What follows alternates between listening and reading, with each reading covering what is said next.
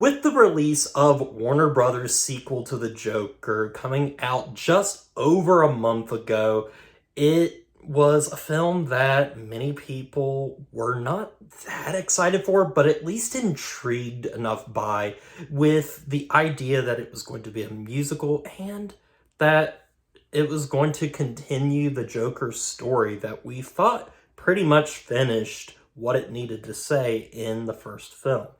And then the film comes out and it is lambasted by critics and audiences alike and is one of the worst performing comic book movies that we have ever seen, especially with the large budget and prestigious cast that was attached to it. And with the first film being a huge success, making $1 billion, being nominated for many Academy Awards, including Best Actor for Joaquin Phoenix, winning his Oscar for the performance of Arthur Fleck. So, because of all of this, it made me interested in revisiting Joker, the very first one, to kind of go back to it and see what was so great about it from the very start. This is not really a review because I have so much more to say about this film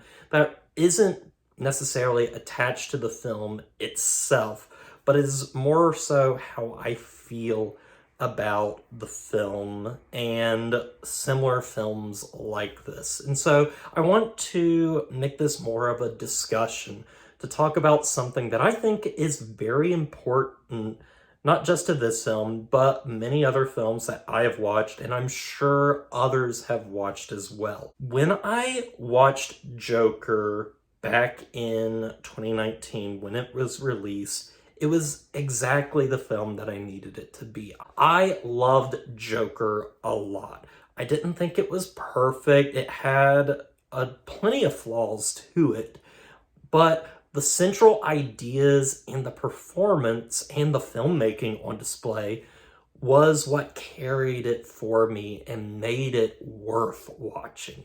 And after rewatching it, I still stand by all of those things that I said in that initial, very old and outdated review. But my thoughts have mostly remained the same, but my feelings on the film have kind of dampened.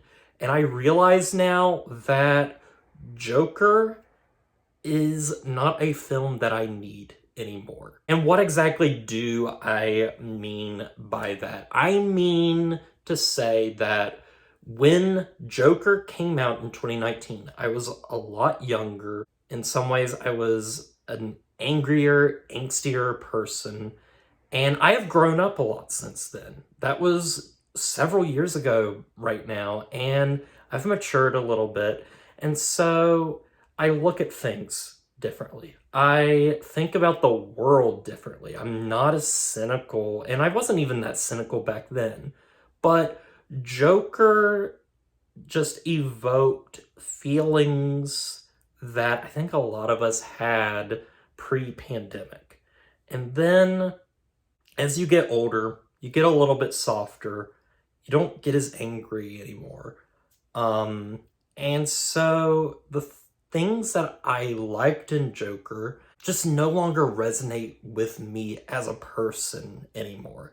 And that got me thinking that there are other films like Joker that I feel the exact same way. And when coming up with the idea for this video, I could actually only think of comic book movies. So I think we're going to stay on theme by talking about that a little bit. But yeah, with Joker, it was the film that I needed it to be at the time. A character study, the illusions, and basically a huge love letter to the 1970s and early 80s filmmaking of Martin Scorsese. Obviously, Taxi Driver and The King of Comedy were huge influences on the first movie, and the filmmaking style is absolutely gorgeous. It's a wonderful looking film, and it still is a wonderful looking film. And I want to reiterate that a lot of the stuff that I loved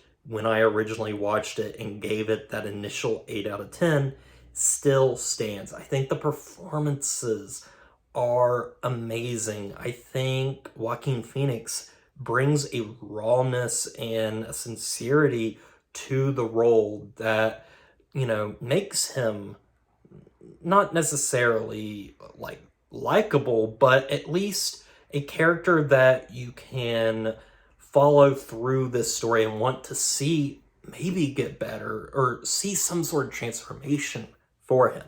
And I like that a lot. The filmmaking is also beautiful. There is not a film, I think, that really has the style that Joker has. Joker is an amalgamation of many different styles from the 70s filmmaking of Martin Scorsese, the use of colors, and it makes it all its own. There's just not a film that I feel like evokes the way that Joker evokes in the way it uses style, presentation. I think that Todd Phillips, as a director, I don't think he's a great director, but I think he has potential for creating beautiful visuals and telling something that on the surface seems complex, but is kind of a little muddled when you look into it. Because I think now that Joker is kind of a muddled film overall. It's not, as clean cut as I might have originally thought, or something akin to that. I think it is messy. I don't know what it's trying to say by the end of the film anymore.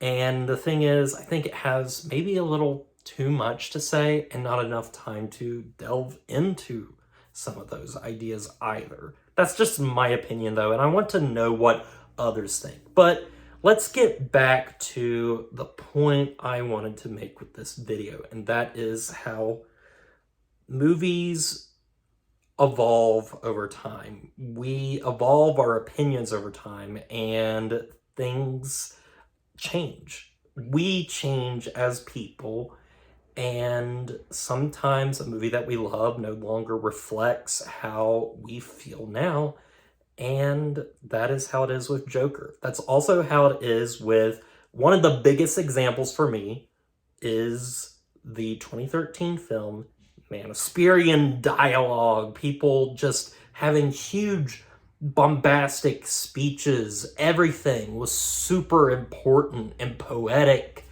and dark, and Man of Steel was that upon release. You had the very flowery speeches of, Clark Kent being told that he means something, that he will be essentially the scene of him being in the church being a, direct reference to the Garden of Gethsemane. But then, as I got older, I liked most of the things that I really loved back then. I've kind of changed my mind on because I've kind of grown past it in a way. And that's not to say that invalidating for anybody that likes Man of Steel, because I know plenty of people that still do, that love Man of Steel, and I think that's awesome. But it just doesn't do anything for me anymore. I don't need the flowery speeches. I don't need the self-seriousness. I don't need Superman to be actiony. In fact, when Man of Steel was released, it was compared in some ways to the previous iteration of Superman, the Brandon Routh Superman of Superman Returns, directed by Bryan Singer. And in that, a lot of people criticized it for being slow, more of a drama than a superhero movie, not much in the way of action. And I completely understand. That movie is slow. It is more introspective than a traditional superhero movie, and especially a Superman movie. And Man of Steel was kind of similar in that way. It was slow, it took its time, it had some self-seriousness to it, but it had like the action and everything, and it was super bombastic and loud and bigger than you could have possibly imagined. And so I completely understand why people would like Man of Steel over Superman Returns. But now, as I've gotten older, I've revisited that film, and you know what? It gives me something that Man of Steel no longer gives me. It gives me introspection. I love that world. I love that aesthetic. And I think it explores the ideals of Superman in a far richer way than I think Man of Steel does. And it does it by being slower pace, by having less action, being a little bit more introspective. And it's just kind of the film that I like having now in my life now. I can sit down and really appreciate Superman Returns and now look at Man of Steel and seeing the things that I still liked as a kid, but realizing why I don't need that version of Superman anymore. And I think I realized I didn't need that version of Superman anymore, once a few years passed and things like Batman versus Superman was coming out and Justice League and those movies.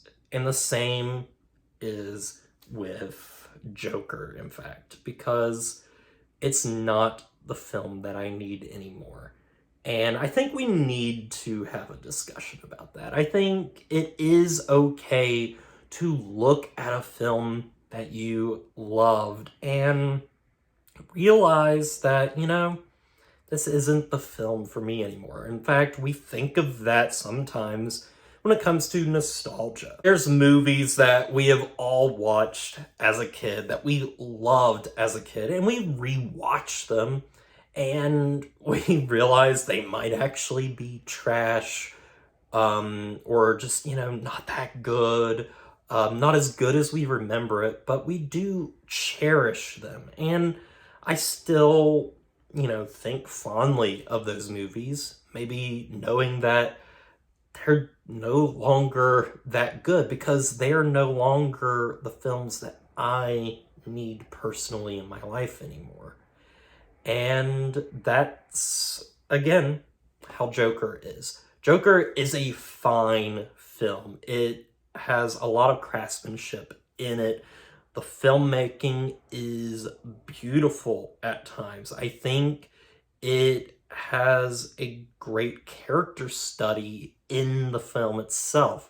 I think the performances are really good. I just don't think the message is handled the best. I don't think that Todd Phillips was the best filmmaker to explore these ideas with. I think we needed somebody that could do it without being, beating you over the head with it, per se. Ultimately, Joker works. It still works to this day. There's some people that don't like it, and I can understand, but it's still a film that I like to this day. But again, there's just things about it that don't resonate with me anymore.